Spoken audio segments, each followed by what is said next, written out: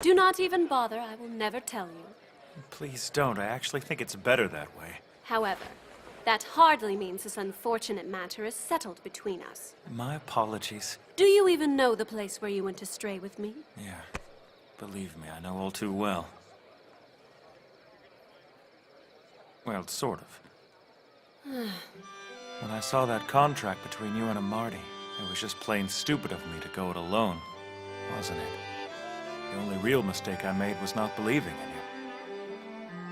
I should have realized you were trying to tell me you were Diana's other buyer when I saw those white feathers in your cloak.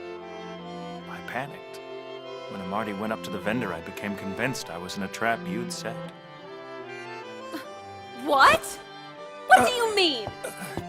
Nothing. I thought maybe you were tricking me into selling before it was time. You have to understand, I really believed you were with Amarty then.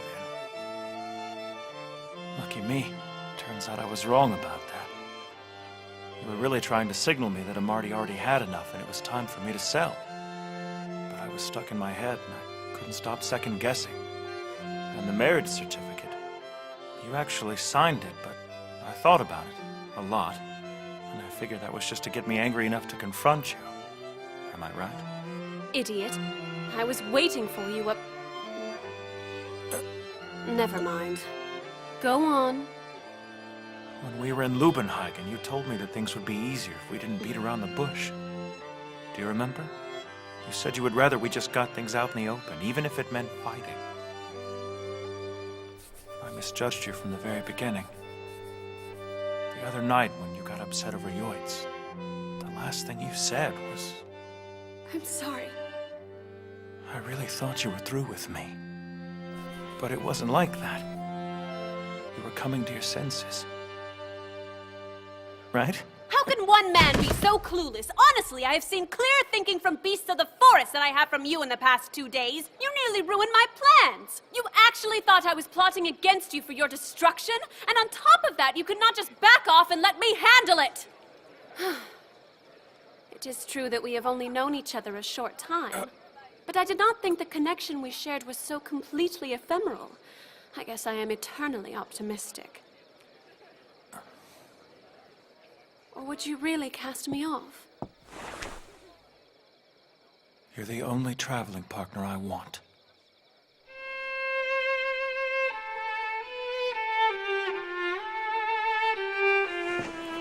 There's only one thing I've ever been any good at, and that's trading.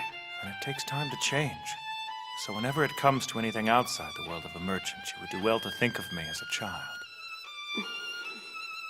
Even still, I do want to continue traveling with you. Okay then.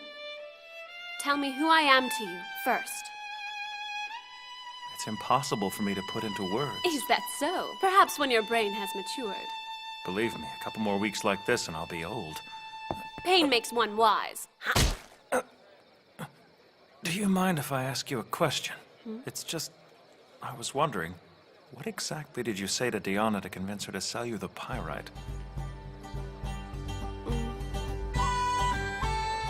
It was easy enough to figure out your entire plan from the half Amarty told me about. Though I must say that I was impressed with what you had devised. You can be quite the merchant when you put your mind to it, Lawrence.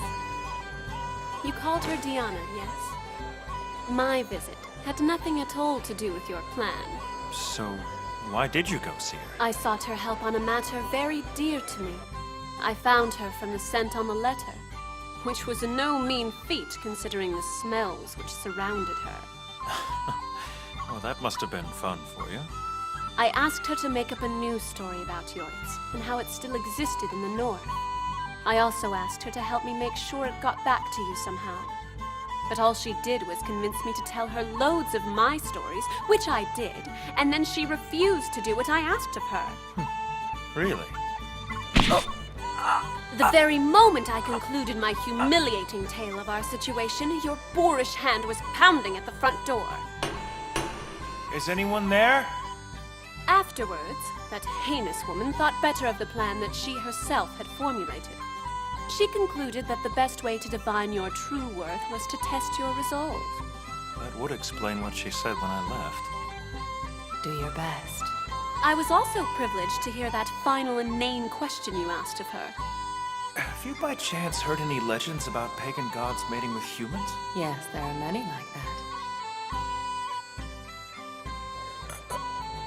Apparently, there are all sorts of scintillating tales of gods and humans mating. If that is your desire, I could grant it. Will you be gentle to me? But not now. I've completely lost my appetite after talking to that woman. You are aware she is not human, are you not? Not a human. Those feathers you saw that were scattered about the room, those were hers. She is actually a giant bird, much larger than you. She fell in love with a traveling priest and spent a life with him building a church. Eventually, the priest became suspicious of her, since no matter how much time passed, she never aged. The end of the story is too sad to tell again.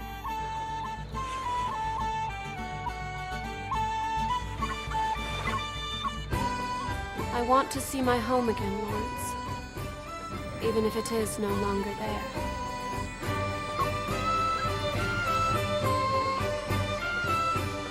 What will you do when we get to you, Ace?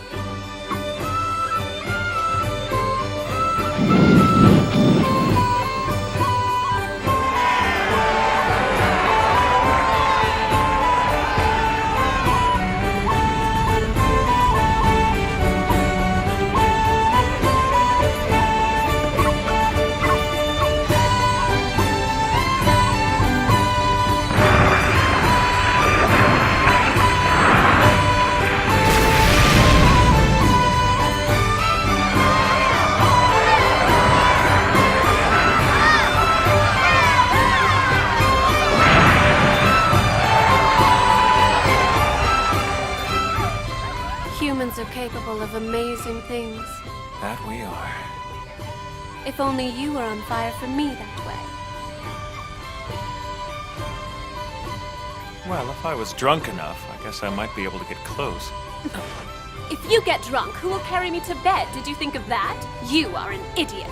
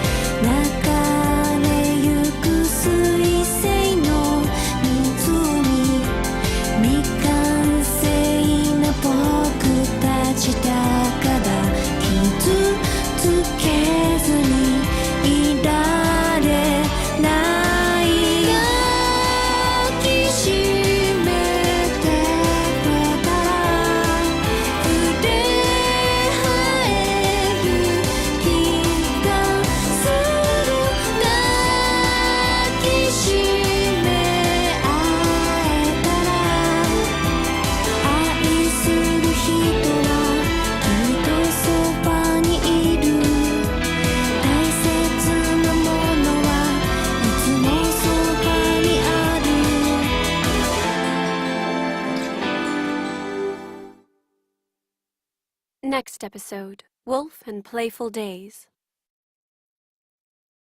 Next episode, Wolf and Playful Days.